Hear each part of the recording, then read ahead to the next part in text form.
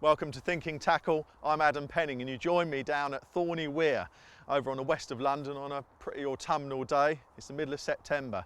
The nights are drawing in, temperatures are falling, and that means one thing, it's big carp time and it's time to get on the boilies.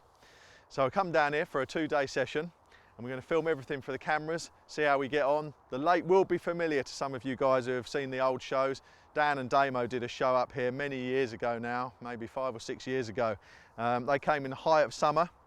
Dan actually fished the same swim that I'm in now, which I'll show you shortly. And the approach that the guys used then was particle fishing. They were fishing maize hook baits over spotted particle, and the brief really for that show was no boilies whatsoever, pure and utter particle fishing.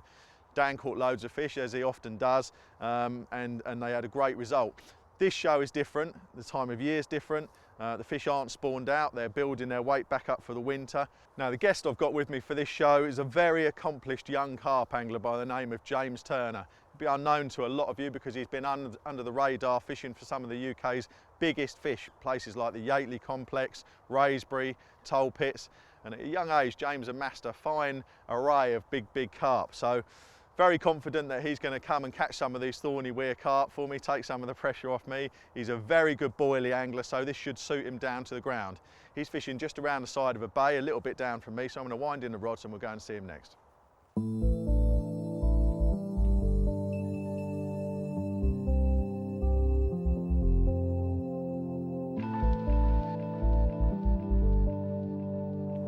Hello James.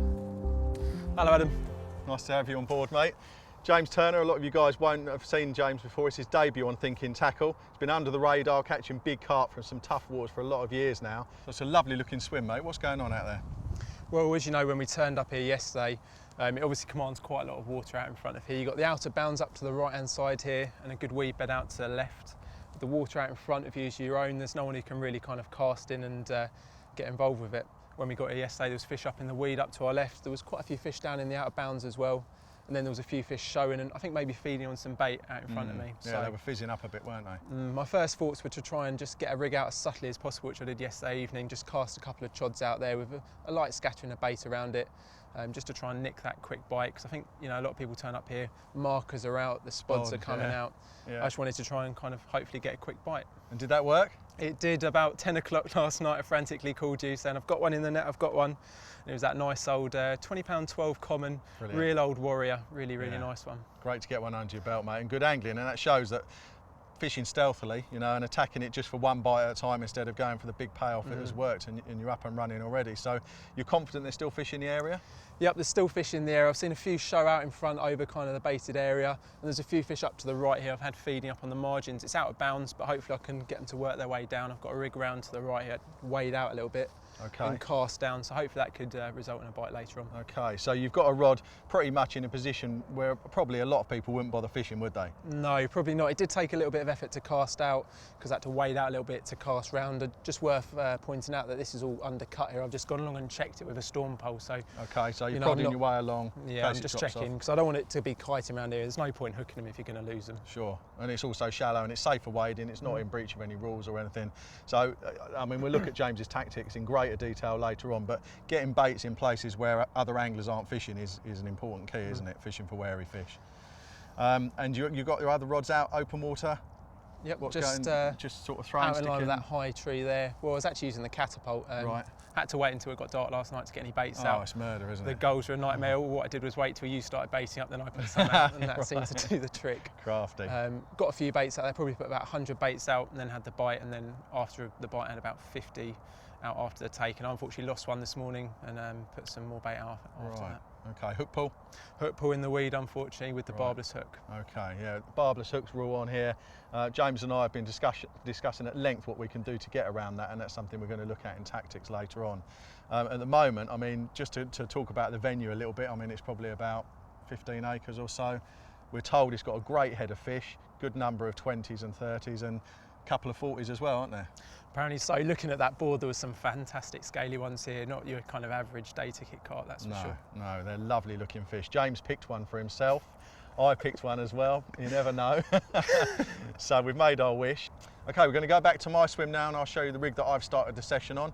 Hope to see you with the fish later on. Good luck. Be lucky. Cheers. Okay, you join me in my home for the next couple of nights, assuming I don't move, of course.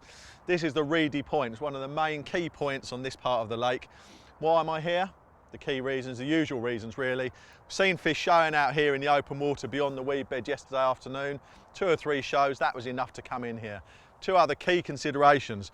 The first one being that busy day ticket water. Can you get in an area that's going to command a nice bit of water where you're not going to get cut up, molested, cast across by other anglers? So what I've got here is a prime bit of real estate straight out in front of me that no one can really tamper with should I start catching. The other key consideration is now it's autumn. What happens? The temperatures fall and these fish will migrate out into the middle areas of the lake, and this will happen on most lakes that people are fishing. As the winter continues, the fish will stay in those middle zones, and then come the spring, they'll start coming back into the edges again. But now the temperatures are falling, so I'm happy to fish out where I've seen the fish show in, middle area of the lake. So I baited that area, that lovely silty depression, with the throwing stick, and lots of boilies. There's nothing better at this time of year for the fish to build their weight and as they go into winter to get their fat reserves up than boilies. So that's what I've gone in with. I've spread them around with the throwing stick. I've got all 3 rods on the air at the moment, but I'm going to ring the changes. I'm going to look for other opportunities within the swim. I'm going to look for new spots, corners of islands. I've got a nice interesting feature of a sunken barge down to the right, which I'm going to look at shortly. Always be aware of maximising what you've got in your swim. Look at where you can bait up maybe for the second night. It's always good to bait spots and just leave them quiet and see if you see activity over them. So I'll be doing some of that. In the meantime, open water, boilie approach, middle zone of the lake. It's looking pretty good. I'm going to go and bait one of those other spots now. Okay, now one of the spots I've been eyeing up is on the right hand side of the swim, and it's on the end of the old sunken barge. And what's happened is the barge has sunk down into the silt and it's formed basically a plate, I suppose, that I think maybe the fish have been travelling around. Looks well worth investigating. So what I'm going to do, it's going to be critical to be accurate there, fishing right up against the feature very tight. So what I'm going to do is take the spot off. Okay, so with just a light lead clipped onto the end now, I'm going to use this to get my distance exactly right. Then I'm going to clip it up, put the spot back on. Then I'm going to put half a bucket of hemp on the spot and just wait and see what happens. Okay, now what I'm doing is slowly edging closer and closer to the spot.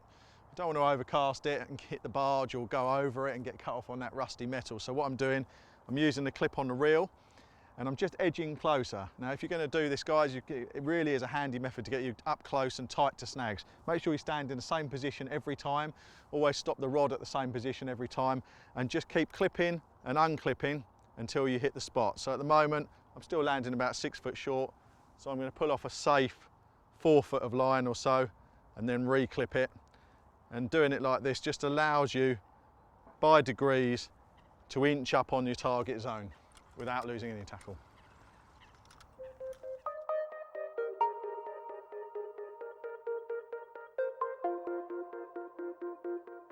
Okay, found the nice clear silty area on the end of that barge.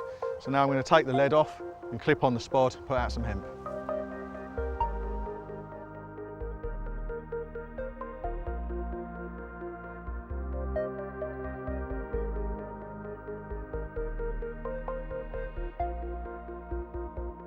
Okay, that's done. Half a dozen spods or so of hemp. You might wonder why I'm using hemp after banging on about boilies earlier. Well, this is a spot that I'm not intending to fish for a little while. If I put a few boilies there, they could be gone without any sign. The hemp will keep them grubbing around and I can watch for any fizzing, oil coming up. Hemp's a great giveaway. Any activity, you should know about it. So that's one of my backup spots. I'm going to be keeping a very close eye on that one.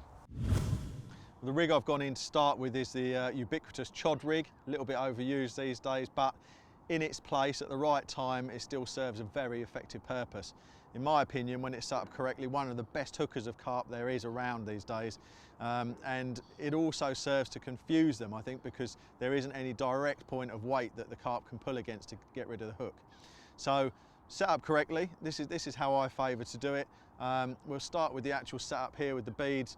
I've got a no trace system. It's a bead with a slot in it, and that can come off the line with a little pressure and completely falls away. What that means is that your hook link is free to come off the leader very, very easily and very safely indeed. Okay, coming down from that we have a size 11 ring swivel and a barrel bead. The purpose of the barrel bead is simply to keep the rig away from the lead so that the hook point doesn't knock against the lead on the cast.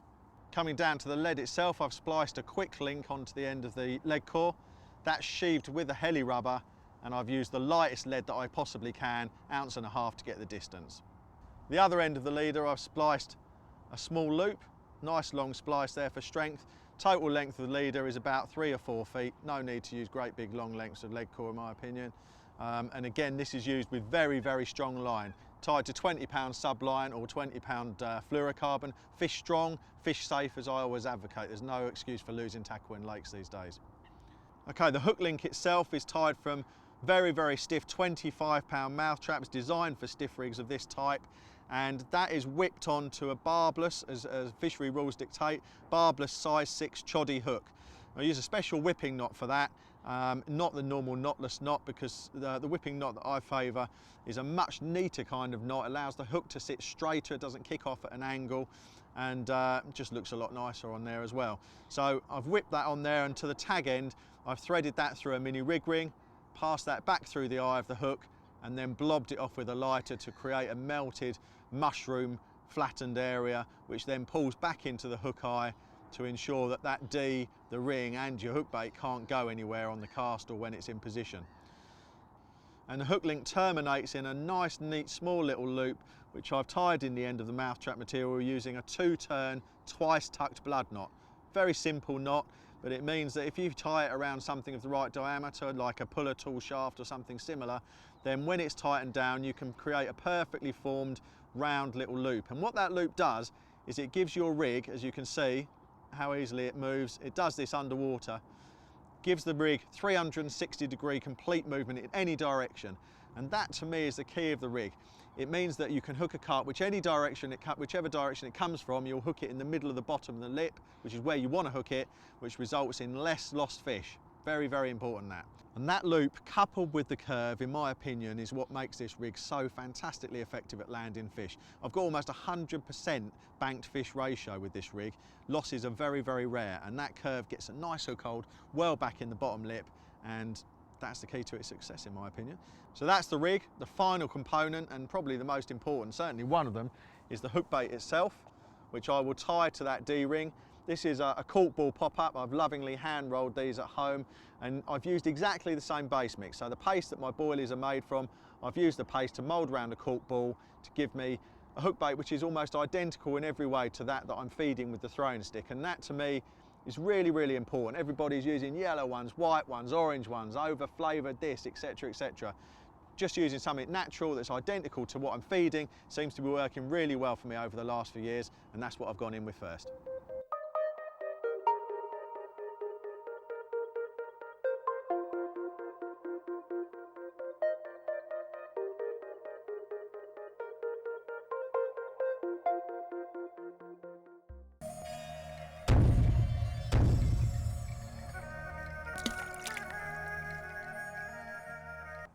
Good morning. I'm ashamed to say I have blanked for my first night on Thorney Weir. Ashamed because there's a good stock of fish in here and I really feel I should have caught. So that tells me I'm doing something wrong. And good angling, in my opinion, is what do you do to set the situation right. I woke up at 3:30 this morning, head going over and over, couldn't get back to sleep. My brain screaming at me, what I'm doing isn't right, it should have produced a bite by now. So last night, coupled with the fact that it was the coldest night of the year and it was a blank, has told me that the fish really are running shy. They're not willing to come in on a big bed of bait, boilies or whatever probably. There's 1 or 2 other fish being caught around the lake, so I can see they are willing to feed, but what I'm going to do is change my tactics to fish for 1 bite at a time. So what did I choose? A good old solid PVA bag, packed full of oily pellet attraction and goodness. You can see the little white pop up in there. I'll show you how to set this up later on, but this is what I chose. I'm going to put this out on 2 of the 3 rods. I'm going to keep 1 on the baited area, always prudent, the fish might move in. I'm going to put 2 out on this, see if I can nick a bite. It's scratching time now. Good morning. Unfortunately, it's been a bit of a quiet night. There's nothing really to report. There's still some fish moving through the swim out here. Just had a nice liner. Fishes still look like they're held up in the weed either side. The guy up to our left's had one just a couple of minutes ago. Adam's had a bit of a quiet one as well. Going to get the rods redone for the day, have a look at the rigs that we're using. Hopefully manage to get on a little bit later on. Well, a quick result. That just proves that when you're doing it wrong, there's always a way to catch a carp. The change to solid bags has caught this absolutely mint little mirror carp. Really pleased with this one. Lost one as well in the weeds, so 2 bites in probably an hour and a half after a blank for a day and a night. So just goes to prove that ringing the changes and being prepared to change from your game plan can pay dividends. So well pleased with this fella. Got an extra rod out on the bags now, all converted to the tactic. Let's see if we get another one. In the meantime, if you got your look from your mother, then I want to meet her tonight. Well mate, it's slowed up a bit for both of us, hasn't it? Has indeed. It's certainly a little bit quiet today. Got those fish feeding down the edge, but other than that, all a little bit quiet. Well, at least you've got something going on. You kicked off the session with a nice fish anyway. Lovely 20-pound common. Let's have a look at the rig you caught him on. Okay, it's kind of a Chod Rig. I've been using that rig for quite a while now, but I'm using it just directly on the main line. Out there it's really, really weedy, and I just want to control the rate at which the hook bait's sinking, especially just critically balancing this out with a little bit of putty here. Means that I can really get it settling on top of the weed. It's worth pointing out as well that I'm casting really high and then really letting the lead fall so that the lead's dropping into the weed like that and leaving the hook bait up here to settle down. If I was holding it on too tight a line, I'd be worried that I'm trapping it like that and pulling it into the weed. Got you, okay. So the first thing that I notice about that is a bit different from most people's naked shod is the distance that you're fishing it up there. How do you decide how high to fish that? Because a lot of guys watching the show might be thinking, well, you can't see the weed in a lot of places. So how are you gauging how far back to have it? Do you think it's like blanket weed and you just want to make sure it's sat on top of that? I mean, there is a little bit of guesswork involved in it. I'd much rather fish my naked chods a little bit further down that kind of length here. Right. However, with the weed out there, it's really, really quite heavy. It's not very high, but it's really, really dense, and the lead's plugging in quite a way. So I brought back a few strands, measured them out, and I kind of took a worst case scenario about how deep it was. So I'd err on the side of caution. I'd rather fish slightly over depth and know I've got a good presentation than fish under depth and risk having it dropping slightly into the weed. Okay. I guess the key thing about this kind of presentation is having it all laying on the bottom. So, I mean, you're fishing very slack lines, but you're using a sinking main line. Yep, 20 pound all the way through, right through to there. Okay. And light indicators. Yeah. I mean, that's the thing, guys. If you're going to fish this kind of rig, any kind of tension, heavy indicators, anything like that, that will lift your presentation and completely ruin it. And James is fishing a lovely slack line out to the rig. So that caught you a lovely old 20-pound common. It did. Really good take as well. Really, really well hooked in the side, bottom side of the mouth. It wasn't falling off, that's for sure. Okay, brilliant. Right, we'll just quickly go through what we've got coming down the rig. Yeah. So, starting up at the top here, you've got the no trace system. So if you are unfortunate to lose it, it pulls straight off like lovely. that, which allows obviously the leader to come off. Perfect. Sorry, the main line to Hook come link out. to come off, yeah. I definitely think it's worth pointing out that the safest rig is one that's still attached to the end of your main line. Just by regularly checking your main line, making sure that it's not damaged, taking a little bit off. I mean, I'd rather be reeling it in than absolutely, snap off. definitely, yeah. Losing tackle is not good angling. So coming down, you've got the double ring swivel here, which I know you like to use a loop. Yeah. And I know we're going to argue about it all day, but I think it's a little bit neat, a little bit easier to tie. It's easier. Yeah, that's for sure. We're coming down here, we've got 25-pound chod filament. Okay. Down to a size 8 choddy hook. Yeah. And on the end is mounted a nice white smelly crab. Yeah, they've been catching a lot of fish, haven't they? They have, yeah, they're very potent, very, very good baits. They certainly sting.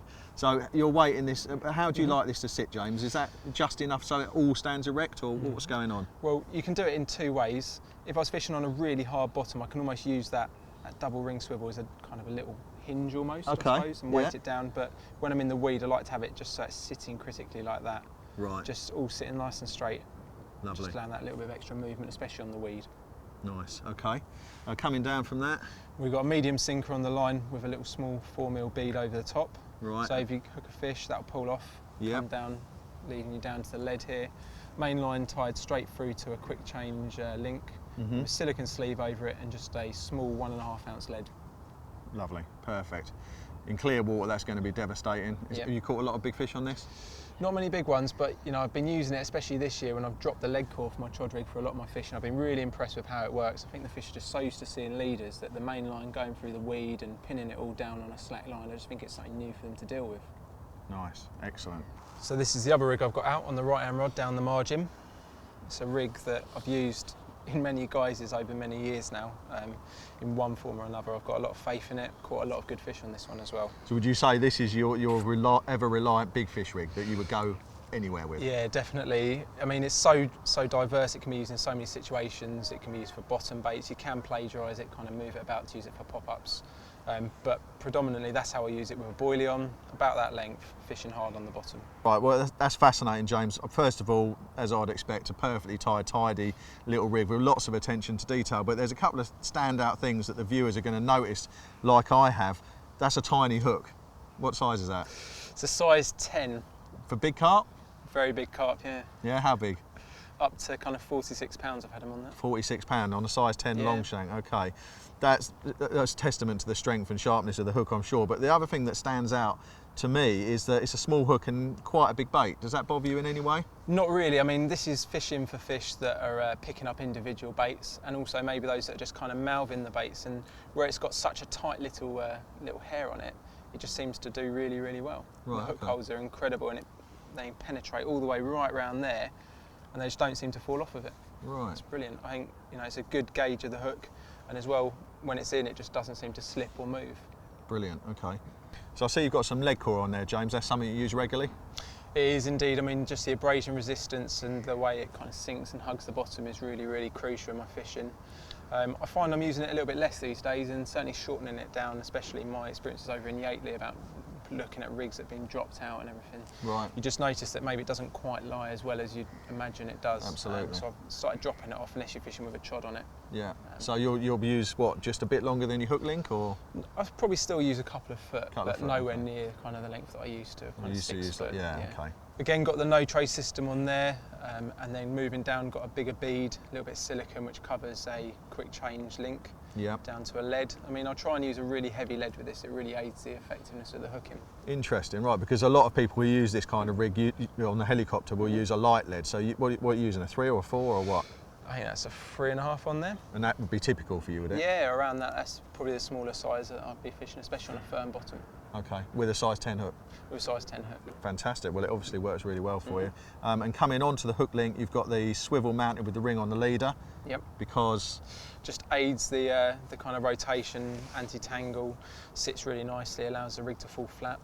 and it will come off the end of the leader. It will easier. do, yeah. It's got a larger bore to the swivel there, so it goes up over any leader knot. Okay, and I see you've done something unusual with your knot there. What's going on there? Is that That's, the Turner quick chain system? Something like that. It's a double overhand loop, and then that just goes through itself.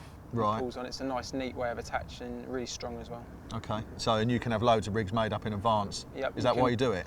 You can pre-time to the right length as well. It's also just nice and neat. You don't have to kind of use a grinner and tighten it down and risk damaging the hook link coating or anything like that. Okay, lovely. Yeah, I like that. Very nice. Beautifully tidy little rig, mate. I know. Yeah, I mean it's your standalone big fish rig, and your record speaks for itself. James has got it down there on a spot. We've both been nipping down and looking. There's some real good fish feeding. Let's hope you get one, mate. I've got some fish feeding up at my end of the lake, so I'm going to trot off and do some stalking. Hopefully see you soon with the carp, mate. See you later. It's all systems go. I've got the welding goggles on. That can only mean one thing: up close and personal action. I found some carp feeding on one of my spots. It's just a little way up here. So I brought all the rods in, got one ready, little rig, landing net, just the essentials that I need, bit of bait. I'm going to go and see if I can get in position. The problem's going to be getting in there because the fish are about 6 inches from the bank, but there's a couple of real big ones down there, so let's see what happens. Well, it's taken about half an hour, maybe a bit more, but slowly they're starting to come back in. There's one fish in particular that's having a bit of a feed around the spot. Slowly he's gaining confidence. I'm just hoping that one or two of his friends come in to join him, get that competitive feeding going, and then we might have a real chance. At the moment, things are picking up. Oh, we're in. Let's tighten that clutch a bit more. Come on. Oh, it's still going. There's a big load of weed under the tree and he's got his head in it. He's solid. Oh, it's a powerful fish. Jeez. Oh, it's a good one. Come on, baby. Oh, oh, oh. Well, devastated. I think the hook's pulled out. You win some, you lose some, I guess. Back to camp for a cup of tea.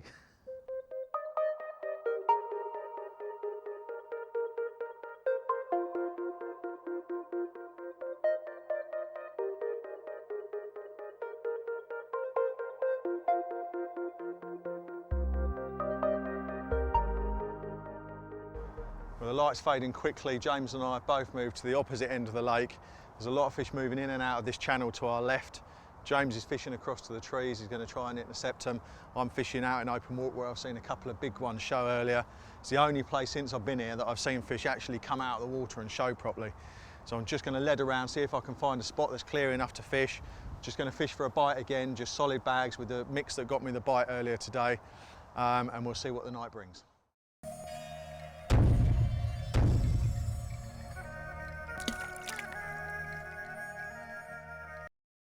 Good morning.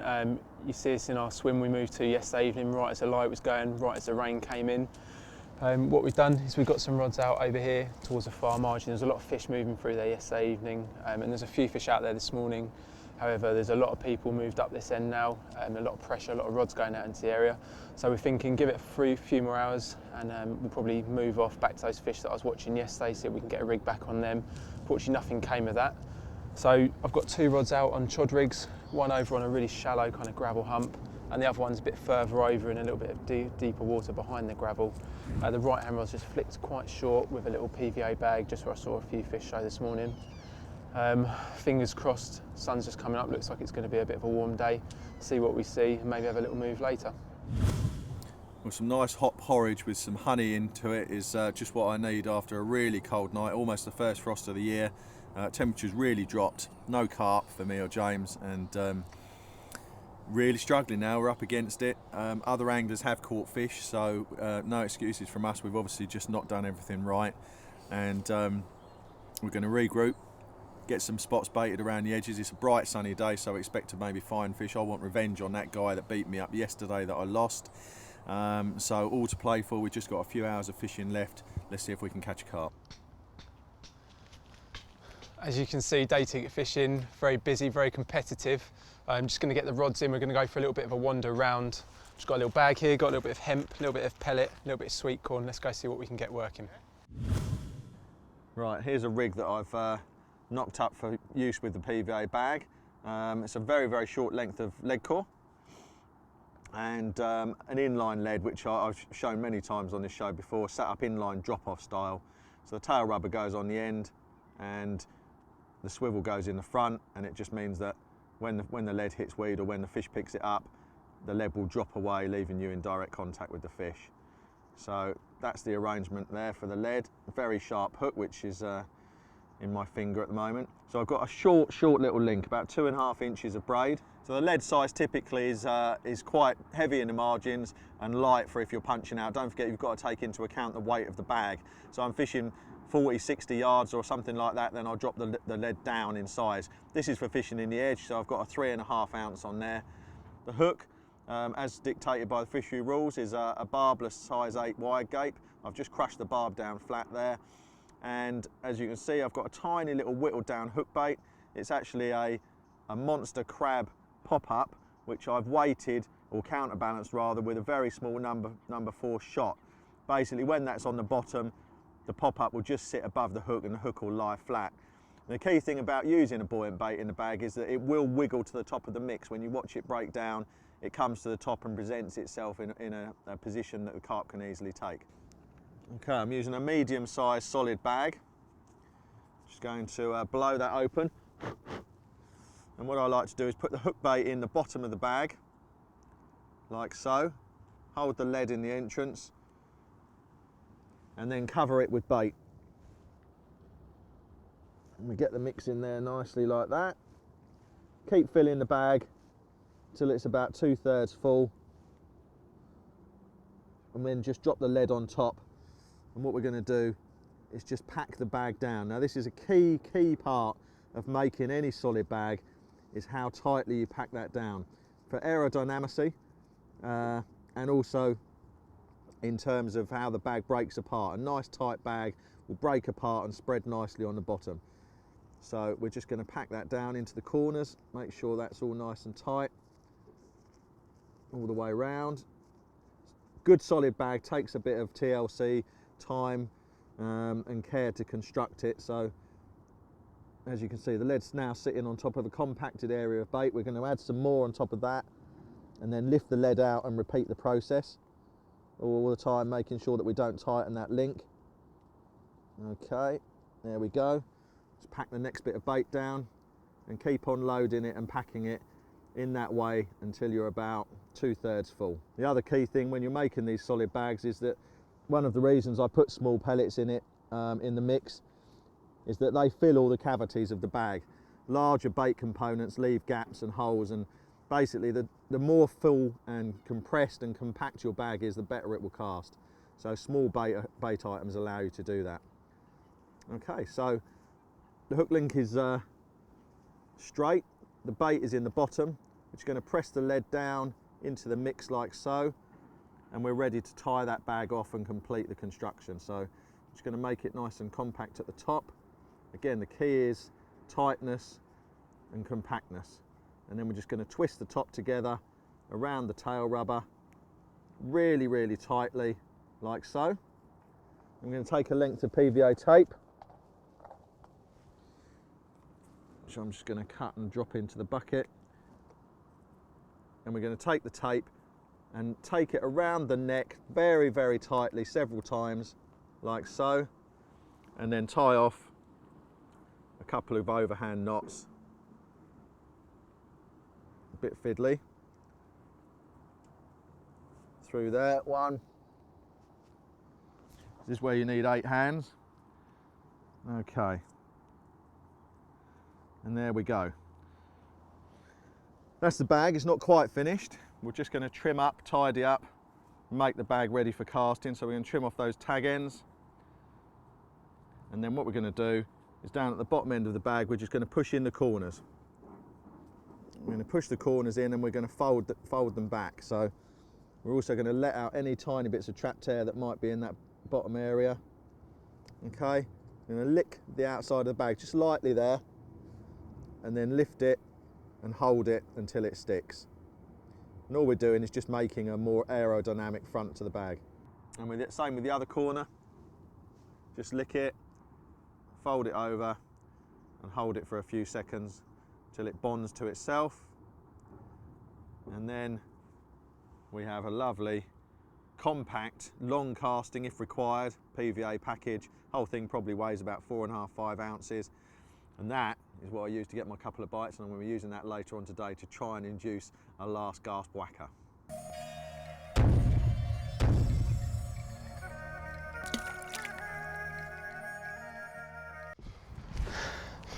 Okay, my lap paid off. As you can see, I've just been running.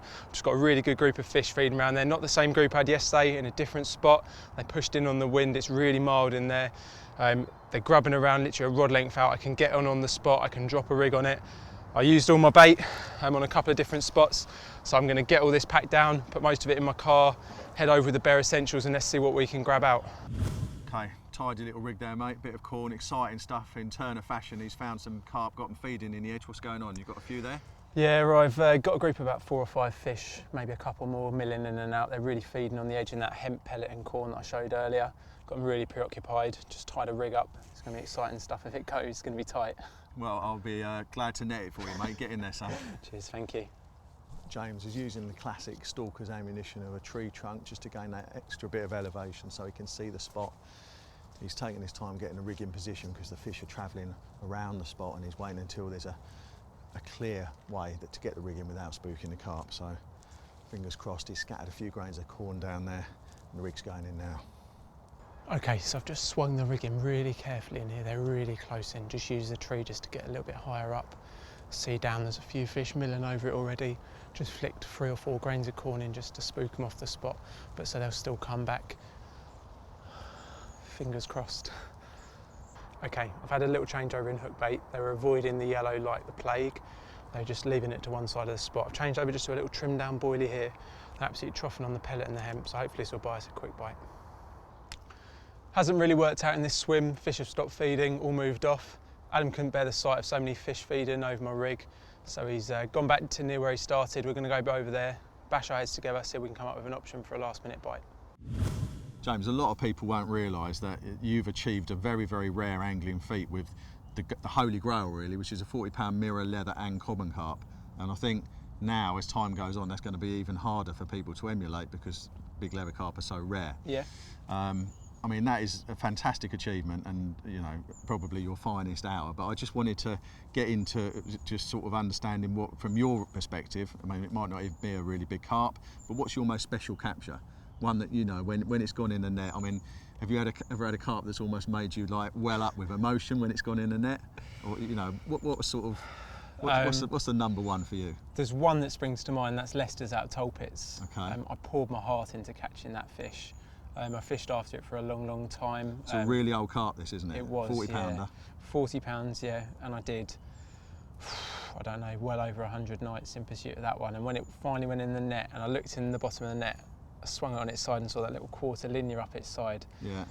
I just couldn't believe it, and I had to get someone to just come and double check, because it was like a dream. I dreamt about that moment so many times about landing that fish, and when I finally got it, I gave this massive shout, and I couldn't talk for a week or so afterwards. But I figured I was never going to catch it again. So that was a long campaign, 100 nights, and obviously when it was in the net you couldn't really believe it. Was there any point during that campaign that you thought, I'm fated never to catch this fish, or do you just keep going knowing that sooner or later it'll be yours?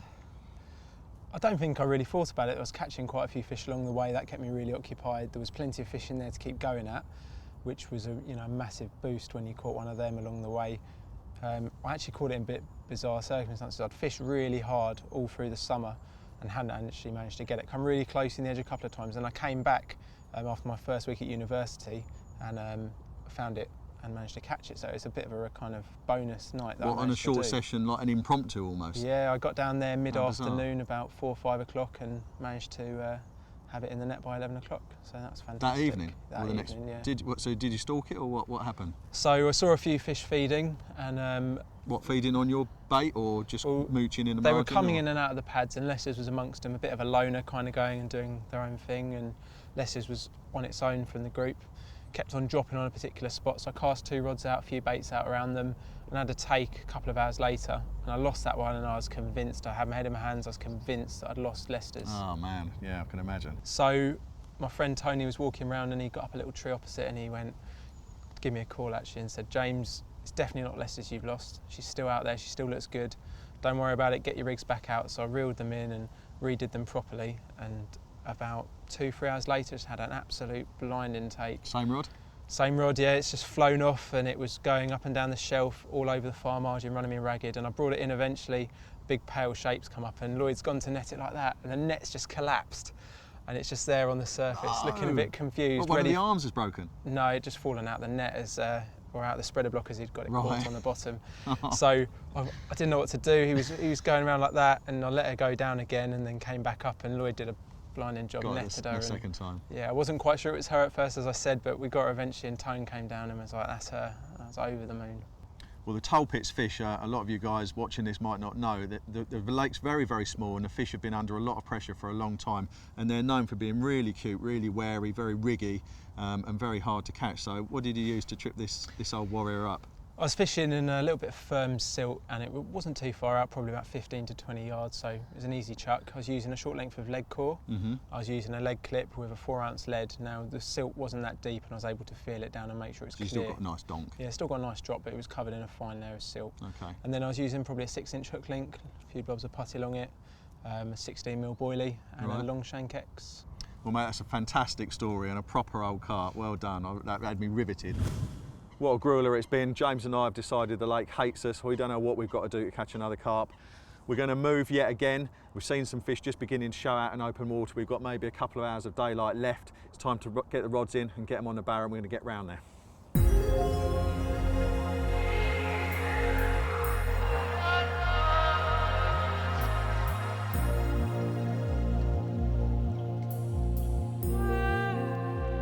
But as you can see guys, the light's fading rapidly now. We're really taking this one to the wire. Never quite known a shoot like this. The carp gods have been pouring hot water on us since we got here, and we're still wondering why. It's been really, really difficult.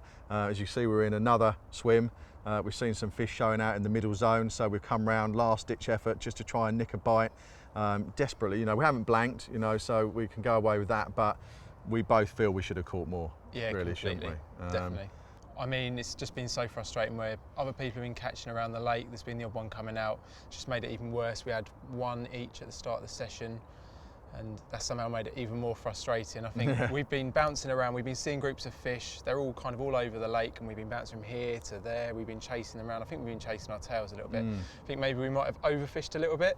Yeah, we have fished hard. Very hard. We've fished absolutely out of our skins really, and probably at a level which wouldn't normally be required to get a bite from this lake, because it's not that difficult, but it certainly made us look like mugs, and we have found it difficult, and we don't always walk around slaying places. I wish it was true, but it's not a blank, but it's been savagely hard, hasn't it? We've had very little return for an awful lot of effort, and it reminds me of something that Dan said, that when you go to France, when I've been on French trips, I always up sticks if I'm not on fish and move, and Dan always says, stay in your swim and keep baiting it and they'll come, you've got 2 or 3 days or longer.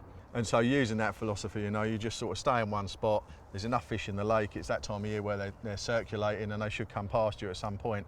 Neither of us are patient anglers, we fish on tight time most of the time, so we always feel if we're not on fish and you have to go and find them, and that's, as James said, is probably what's worked against us on this occasion. But I mean, if you're going to come back tomorrow, I know you're going to have a sleep and a rest, but if you was coming back soon, how would you approach it differently? If I was to come back in the next couple of weeks, I'd pick a swim, I'd get some bait out, but I'd fish it tight. I'd fish a couple of rods on the spots, maybe solid PVA bags, they seem to be doing the business over here. But definitely I'd just be concentrating on that. Rather than a scattering of bait, I'd definitely be looking at a tight spot, looking to concentrate the fish, and then maybe try and pick the odd one off of that spot. What about you? Well, I think my swim choice was wrong. I wanted to pick an area that was going to look nice for you guys, that was scenic. It did have the odd fish in front of it, but probably with hindsight wasn't the best swim to get a bite from, but I thought I could get them anyway. And it just proved really hard. But I think if I was going to come back, then yeah, solid bags definitely. I mean, the guys have been catching fish, and a few of them have been caught on solid bags, and I've had a couple of bites on them, and they do seem to work well here. So I think solid bags, and then maybe, I think I'd bring the spod, and I would just put a bit of spod mix over the top, maybe a couple of bags on an area, get everything clipped up accurate, find a little silty gully, half a dozen spods, maybe a dozen spods over top, and just fish for a bite at a time. I did attack it, I put out 3 Kia boilies or something with a throwing stick, and then left it and didn't fish the first night, and I thought that would help them come in and get confident. Didn't work. In fact, I've not seen them over that area at all. So yeah, I'll be less gung-ho, fish for a bite, and bags and maybe a bit of spod over the top. But I would definitely like to come back. I mean, it's a cracking lake, and the fish we've seen on the boards. We haven't seen too many on the map. Optimistically picking our own ones. Yeah, absolutely, yeah. I mean, they are fantastic fish, old scaly ones, and there's a new generation of younger stockfish that have been put in, which I think is that was one of those that I caught was, real pearlers. So yeah, it's got a bright future, and I think I'd definitely want to come back. Whether I'd ever put my balls on the line with James and do another show here, I don't know. After this, I feel properly tail between my legs. Do you? It's sort of like, come back and maybe learn a bit about it, and then come back. I'm still happy I caught that nice 20-pound common at the start of the session. Yeah, it was a great fish. Nice little starter, rubbing hands together. Lost one the next morning. Yeah. Lost that pike in the evening. Oh yeah. Could have been a specimen hunter, but if you're game for it, I am. Well, that just about wraps up what has been a grueler of a session for us. We're off home to get a good night's kip and a shower, which is much deserved and needed. Hope you guys have enjoyed watching. Hope you learned something from the tackle tactics and tips. And don't forget, you can find all of those at thinkingtackle.com. We'll see you again in the future. And thanks again, James, for coming along. Thank you.